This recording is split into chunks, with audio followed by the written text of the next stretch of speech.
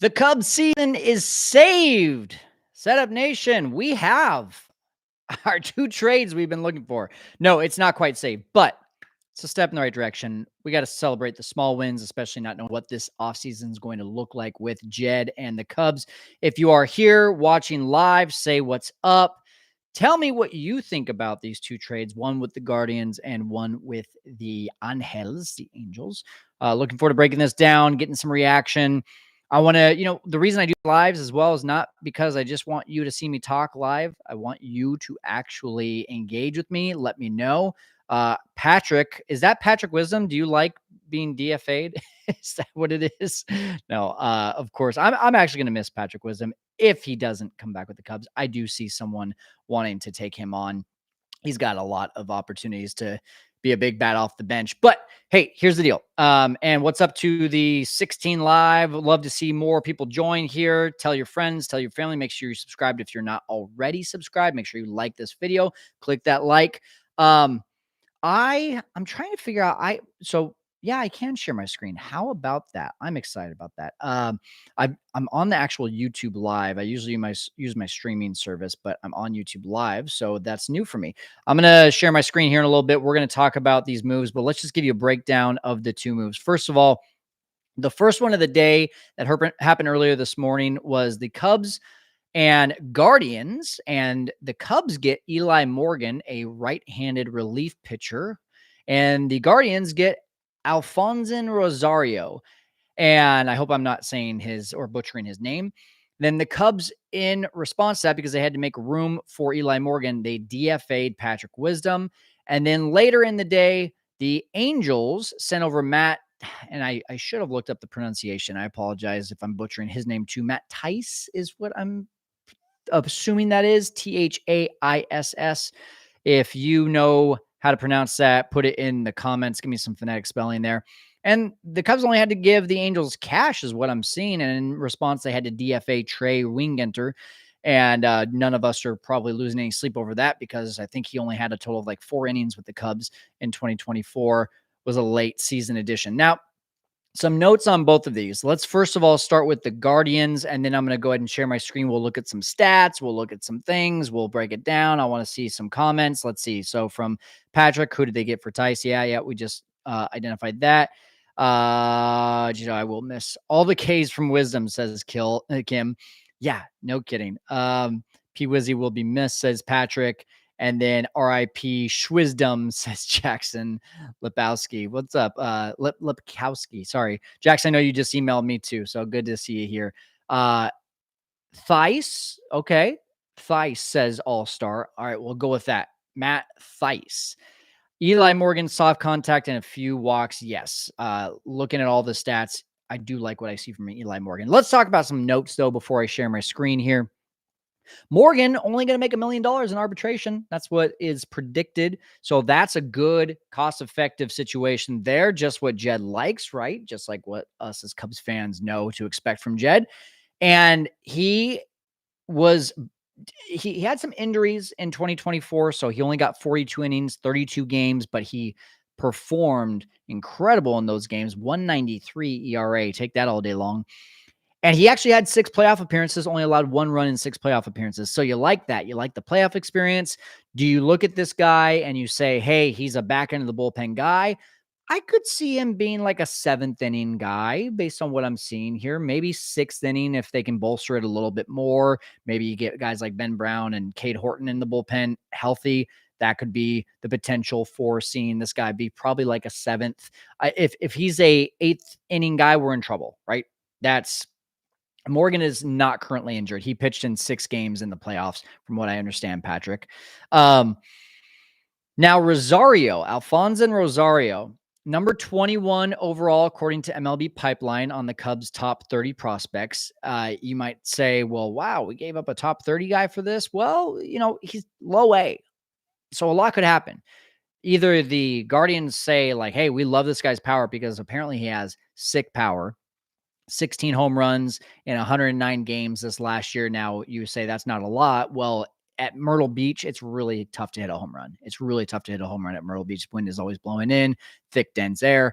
And he's got a really good throwing arm, according to some of the scouting reports as well. So, you know, at the end of the day, it looks like they didn't give up a whole lot for this. You do think to yourself, well, he's, in the top 30 of prospects, but when he's low A and you have a crowded outfield already situation for the Cubs, was he really going to get any playing time? That was the same thing when they sent over Zaire Hope over to the Dodgers. Was he really going to get any playing time as an outfielder because the Cubs already have such a crowded outfield in the minors? So, I don't see that being a loss. Ask me again in 3 years, right? Ask me again in 3 years when he's up in the majors. Hey, if you're just joining us, like this video, subscribe if you're not already subscribed. Cubs make some life-changing moves today. No, not really, but it is a step in the right direction. Now, the Angels, Cubs just sent cash for Matt Thaiss. And that is a really nice thing to see, because when you look at it, I'm going to be honest, I don't really think this is an upgrade from Christian Bethancourt. Ugh. And I'm just basing this off the numbers. So we'll look at those numbers in a second here. But they did have to DFA Trey Wingenter in order to do it. Thaiss is 29. He's at this point, if you just look at it, he's probably going to go into the season being the backup. And then hopefully Moises Ballesteros can come up and threaten that. So let's go ahead and share my screen. And again, this is the first time I'm sharing my screen here on this. So let's just hope this all works out okay. Alfonso, here we go. And you should be able to see that up. Can everyone still tell me that they can see my screen and they can hear me? Can I get a thumbs up? Can I get a yes, we can see you? I love that confirmation before I start talking, and then find out that no one has been seeing me. So there's probably a little bit of a delay here too. And yes, Patrick, 33% K rate from Rosario. Thank you, All-Star. 33% K rate from Rosario at low A. You don't like that.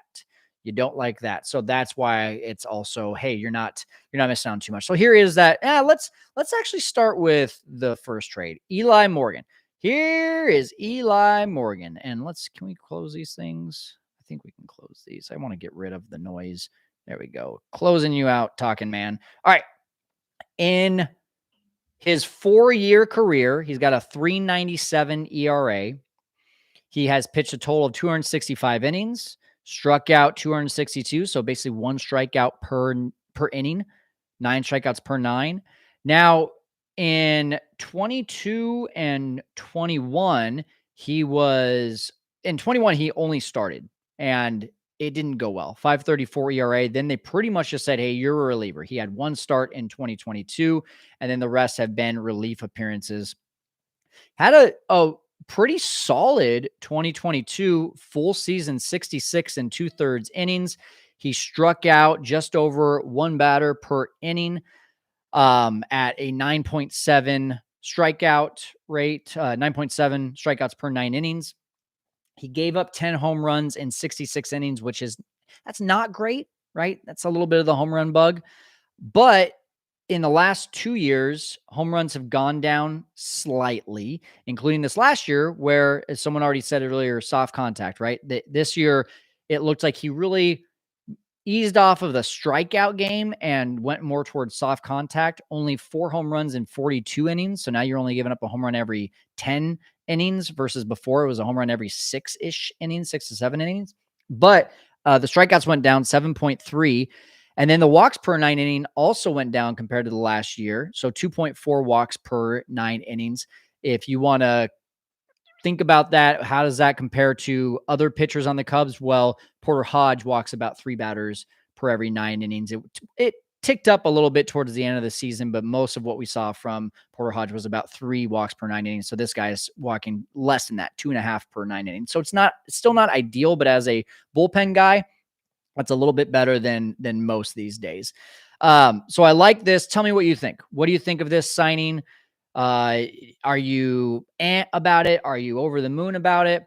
Do you say, hey, it's just a really good step in the right direction, but we need more? I want to know what you think. What's up, Ryan Williams? Got to go back to work. Go Cubbies.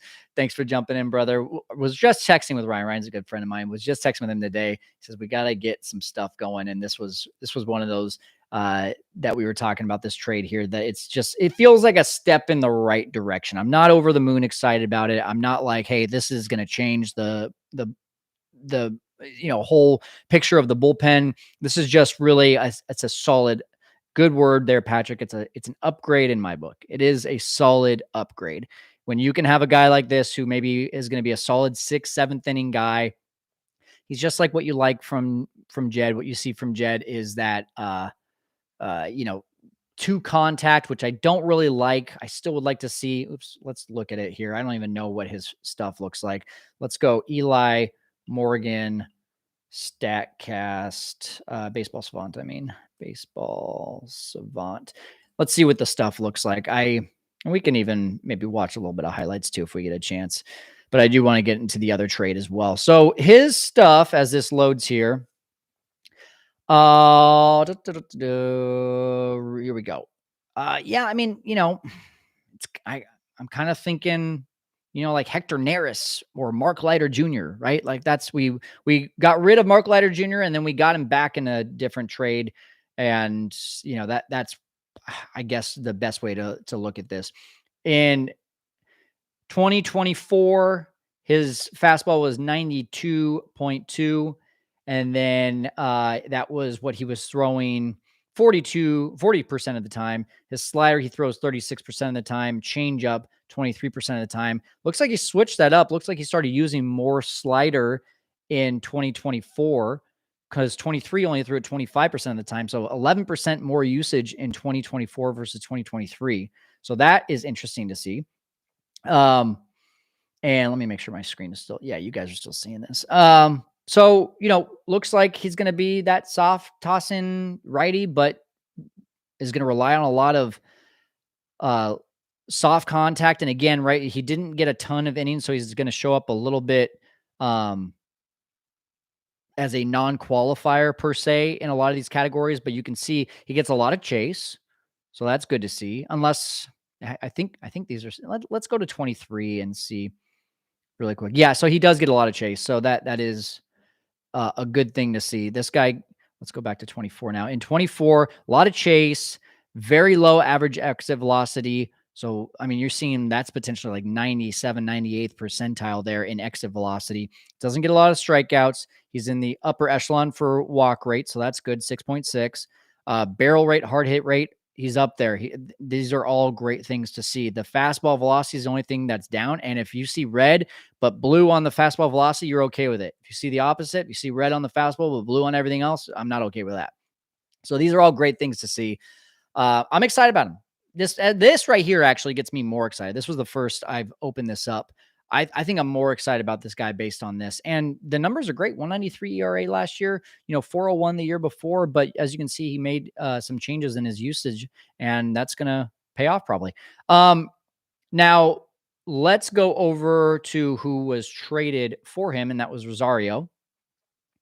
And let's take a look at some of the numbers. And again, lots of strikeouts, 147 strikeouts in just 456 plate appearances. Not my favorite thing to see. Strikeouts high, home runs, again, because he's playing in Myrtle Beach, that is going to make a big difference. So just assume that 16 at, like AA Tennessee is going to be like 25, right? That essentially it would be my best guess. I'm not saying that is a like for like, but that would be my best guess. So anything like OPS over 740, 750 for a Myrtle Beach player, that's pretty good. Same can be said for Kelvin Alcantara. When you looked at his numbers, you weren't like, this guy doesn't really like impress me that much. But then you realize, oh, it's just because Myrtle Beach really hurt him. Does walk a decent amount. Okay. So he's walking 56 times in 456 plate appearances. That's a walk every 9 at bats, basically, 9 plate appearances. He's got some speed, stolen bases 20. So again, some speed. He's got some power. He's got the arm strength. So that's a guy that, you look down the road and you say he's got some potential, but right now, where does he fit in with the Cubs? He doesn't. So for that reason, you're okay with it. I'm okay with it. Are you okay with it?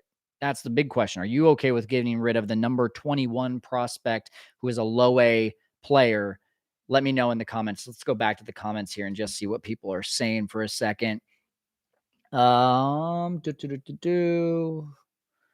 It's an upgrade, minor upgrade, says Kevin, for the Eli Morgan situation, but still nice to see. How about Bellinger to the Angels for the catcher and a lower level prospect? Yeah, well, doesn't look like that's going to happen at this point, but we still are seeing that Bellinger and Nico Horner might be on the trade block. Do I get excited about Nico being traded? No, I don't. Do I get excited about Bellinger being traded? Only if it's a payroll thing and they go and do something with that payroll. If you just go and save money and then say, well, now Owen Casey is a right fielder, I'm not really that excited about that. If you say, hey, we saved some money, so now we're going to go get Anthony Santander, now we're talking a little bit. Although he is a major downgrade defensively from Bellinger. So you get what you can. Patrick says, I also like it because the Cubs have a good record with getting above expectation play from relief pitchers. 100%, Patrick. I like what you're throwing out there. Guys, if you're joining on here, like, comment, subscribe if you're not already subscribed. What's up, Sean?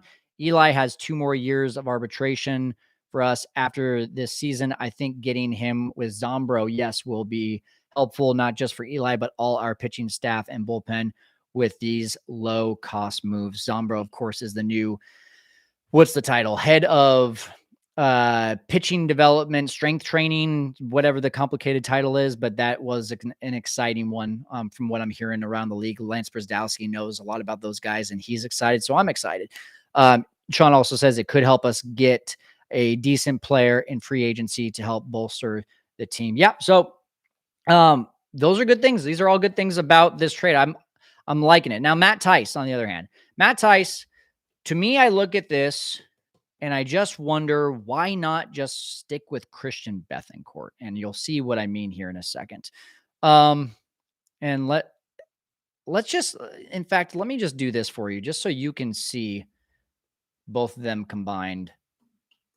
Not Christian Bethancourt contract. Let's go just Christian Bethancourt baseball reference. This guy, we all just kind of wrote him off at the end of the season. And we were just like, oh, he's not going to be a part of the team this next year. There was a lot of stuff to like about Christian Bethancourt. In 139 at bats, he hit 5 home runs, which isn't anything sexy, but he had some big hits. He was the biggest reason that the Cubs came back against the Pirates and won that game that they were down 10-3 at one point. But the dude had a cannon behind the plate, right? Like that thing was a breath of fresh air to watch after seeing so many just piss poor throws. Where is his fielding? I'm trying to find his fielding. It's not showing up. Just piss poor throws from Miguel Amaya and Yan Gomes all year long. It was just so nice to see someone who actually had a freaking arm. And look at this. He had a 35.3% caught stealing rate with the Cubs. If you average that out with the Marlins, he had a 30% caught stealing rate. This guy going back to 2022 had a 47.6% caught stealing rate with the Rays in 35 games. Overall that year is 43.3. He's never had a season under 27. Okay, he had a rougher one with the Rays in 23, only 22.8%. Looks like he was their main catcher that year, whereas in the past he'd been a backup. So that's probably going to wear on you a little bit when you're behind the plate more than you're used to. So that was probably why it went down to 22.8. But then Matt Tice, who, by the way, we'll talk about the contract here in a second, caught stealing rate.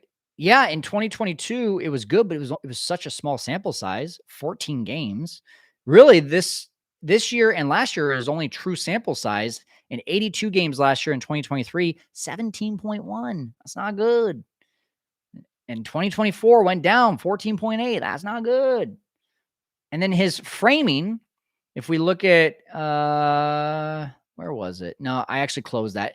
He and Christian Bethancourt were basically on the same level on their framing. They're not great framers, but it's like you're getting the same offensive player. And oh, by the way, look at this. Matt Theis, expected to make $1.25 million in 2025, and last year made basically the league minimum at 770. Christian Bethancourt, you have the same framer. You had the same offensive stats. Let's look at Christian Bethancourt. The only difference is that Matt Theis is a left-handed hitter. But let's be honest, with the numbers that you're going to see here in a second, you're not exactly thrilled about the fact that he's a lefty or a righty based on his offensive numbers. The biggest thing here is 65 OPS plus from Christian Bethancourt, a 209 batting average, 367 slugging, 608 overall OPS, and 5 home runs. Matt Theis, take a look. In slightly probably more at bats. How many at bats did Bethancourt have? Basically the same amount of bats, 139 versus 157. OPS plus is 14 points higher. OPS is 14 points higher. His home run total is less. His batting average is about the same. And he's still a 0.64 player. I think Christian Bethancourt was 0.3. You're getting basically the same player, but one can throw out runners and the other one can't. That's why I'm kind of like, why aren't we just like saying, hey, Christian, come back? And guess what? Once Moises Ballesteros is coming up, we're probably going to DFA you or send you back to the minors. Maybe there's some options. I don't know. Does anyone know if Matt Theis has options? I would assume not. I would assume not, just based on how many times he's been called up and has been a part of the thing. Patrick, is Christian Bethancourt still under contract? He is not. He's not on the 40-man roster. And as you saw when we looked at Spotrac, he does not have a current contract, nor is there any sort of estimate of him making any money in 2025 because he is out of his contract. And I believe still would be arbitration eligible, might be a free agent for now. I'm not quite sure. Who else did the Cubs trade for? Yes, we just went over both trades, the Guardians and the Angels. Again, if you're just joining us, make sure you like, make sure you subscribe. We're going to wrap this thing up here in a second. But the Guardians gave the Cubs Eli Morgan. Cubs sent Alfonso Rosario. And then they got Matt Theis, however you say it, from the Angels. And they sent cash to the Angels in replacement for him. So, listen, 2 days from now, Cubs are going to non-tender a bunch of guys. They're going to probably DFA these guys. They're probably going to offer some contracts, but this is why some of these moves are already starting to be made, is because a lot of these guys were probably going to be either not offered a contract, aka non-tendered. And for that reason, the teams are like, hey, can we trade them before we just go ahead and throw them out there on waivers or DFA them? And so that's why you're probably seeing more of these like lower tier players purchased right now. But I like Eli Morgan. I'm excited about that one. So tell me what you think. Last little couple minutes of comments here, and then we're going to wrap it up. Sean says, I think Matt moves, the Matt Theis move is 100% filler until Ballesteros comes up this season. Yes, I would say so. The only thing that we just really don't know yet, Sean, is, are the Cubs taking him seriously as a catcher? I get the impression that they're not taking him seriously as a catcher. I think that they're going to continue to just look at him as like, he can hit and that's it. And unless there's an injury, we're not going to bring him up to be a catcher, which is disappointing. And that because the bat just plays that much. But when you have a crowded outfield, and my connection here is the DH, right? Seiya is going to be the DH. Unless Bellinger, Happ, or PCA or Mike Tauchman get injured, and if any one of them gets injured, Mike Tauchman probably slots in as your defensive replacement and Seiya stays as a DH. You don't bring up Moises Ballesteros and say, well, we're going to sit Seiya Suzuki, or, hey, we're going to play him in right field, because it was a zoo out there in right field this year. So unless he gets noticeably better in the outfield, I don't see them bringing up Ballesteros and saying, hey, you're DHing, because I think that's going to be reserved for Seiya. Patrick, anyone who tells me that he's a first baseman, my question to you is, do you know how tall the guy is? He is 5'7". I do not want him over at first base. I'm sorry. I don't want a 5'7" first baseman who is that stocky and probably can't jump. It was already difficult enough seeing a 6-foot first baseman in Michael Busch over there and wondering, wow, would Anthony Rizzo have caught that ball? Maybe even would Patrick Wisdom have caught that ball, because they can get up higher than him. So that's I don't want to see a 5'7" first baseman. Now, if you can tell me that he can play some third base, you basically have a like for like exchange of Paredes and Moises Ballesteros because they're about the same build. I think Paredes is 5'9", maybe 5'10" on a good day, depending on which convenience store he's walking into, right? So Alonso, Cubs still peak Alonso. I don't know. There's no rumors going on right now about that. But then again, I just had Michael Cerami on the show and we were talking about that too. And we were like, well, any of the trades that have happened recently or the signings that have happened recently in the last few years, it's like there's been no rumors about it, but all the ones that have been rumored don't come to fruition. So who knows? Maybe there is. But again, if you do that, where does Michael Busch go? Do you trade him? Do you trade Nico? Do you move Bush to third and trade Paredes? Right? There's so many like moving parts. And I want to just flip the script here for a second. I think because you have guys like that, Nico can play shortstop. Michael Bush can play second base. You've got potentially Michael Bush. If he can play first base, he should be able to play third base. That's the way I look at that. It's just a longer throw.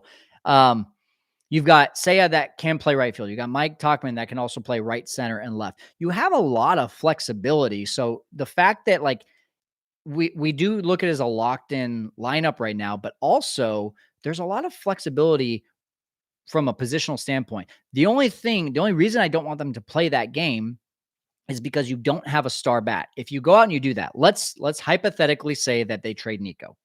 Okay. And you slot Bush over to first base. And then you say, to second base. And now you say, or even like, hey, we're keeping Bush at first. We're putting Matt Shaw at second base. And that was the move. Let's just hypothetically say that. Well, you still don't have your star player. And if you're not going to have your star player, you need to have a really strong defense because your pitchers pitch to contact. Aside from Shota, who's your strikeout pitchers? So you need a strong defense. And that's what I would rather see them go all in on this offseason is get me a really good defensive catcher who frames the crap out of the ball and can throw guys out. I don't know who that is. Get rid of that question mark at third base in Paredes and give me a really good glove at third base. I don't know who that is. Michael Bush might be a Gold Glove contender at first base. You go and get a third baseman who could be a potential Gold Glove contender. Who knows? I don't know. Again, I'm acting like these are just ones you can cherry pick. You can't cherry pick them. This isn't a video game. But what I am saying is if we had that kind of mindset of what's the best defensive team plus an improved, we don't even have to have a lockdown bullpen. Improve that bullpen, improve the defense, and maybe you get a really good bat potentially that moves some guys around a little bit, and you say we'll figure out where to get that bat in. Now at the trade deadline, you go and you get that closer, right? You go and get the Josh Hader or whoever it is. That to me is I would like to see them go all in defense and a little bit of bullpen and maybe a bat. But if you don't improve the lineup, at least improve the defense in one spot. Mainly catcher is where I would say is the easiest place to do that and improve the bullpen. And they've taken a step towards improving the bullpen today. I don't think they took a step towards improving the catching defensive spot. I'm not excited about the Matt Thaiss thing. It doesn't get my heart on fire. The Eli Morgan thing, I can get behind that. All right. Read the last couple comments, then we'll wrap this thing up. Thank you. We had at times here over 100 people in the live chat. That's super exciting to me. I don't think we've ever had a live chat with that many people on, so very excited. Bush is your power lefty. Yeah, I mean, 21 home runs. Was it 20 or 21? It's just it's pop, but it's not enough. We need a 30 home run guy. We need to have a 30 home run guy. Talk about a headache at first. Yeah, says Patrick. Jackson says Bush played third with the Dodgers. He did. I actually, when he was traded to the Cubs without knowing much about him, I thought third base was the spot. I thought when they made that trade, they were basically saying like, yeah, Morel, because he was in the Dominican League, I think, and they were like, we're going to give him first base action. That's why I thought Bush was going to be at third. But hey, he ended up being one of the best defensive first basemen in the league this last year, so can't complain. Mike says, has anyone taken a look at the catcher the Cubs acquired? Bad trade. His numbers are horrible. Yeah, Mike, you might have just joined us. We just took a whole look at it. whole look at it. So sorry you weren't able to join us when we were going over that stuff, but yes, not stoked about that one. Now, and if you were to be able to say, hey, he's only 25 years old, give him some time. He's not. He's 29. We're getting what we're getting. Scott Segerman, we have the pieces to move. We have the options. We have to exploit that. We need power. Yes, we do. Sound like Shane Langeliers for 30 home runs. Make the move, says Sean. Yeah, it's just it's a puzzle. It's a puzzle. And last thing from Sean, then we'll wrap up here. Seriously, I'm thinking and hoping Bush can take a step forward and get right around the 30 home run mark. I think he can. I 100% think he can. I also think it's more likely if Wrigley just plays half better for a hitter friendly ballpark next year than this last year. I think you're going to see a lot of potential 30 home run guys if Wrigley just plays normal this next year. All right. Thanks all. Appreciate the time. This was fun. Let's hope next time we do a live stream, it's because we're really, really excited about a big move. How about that? Throwing those vibes out there. If you didn't like it, subscribe, comment, do all the things. Really appreciate you. Share it with a friend too. Why don't you do that? Share it with a Cubs friend. And we'd love to continue to grow this thing. Talk to you later.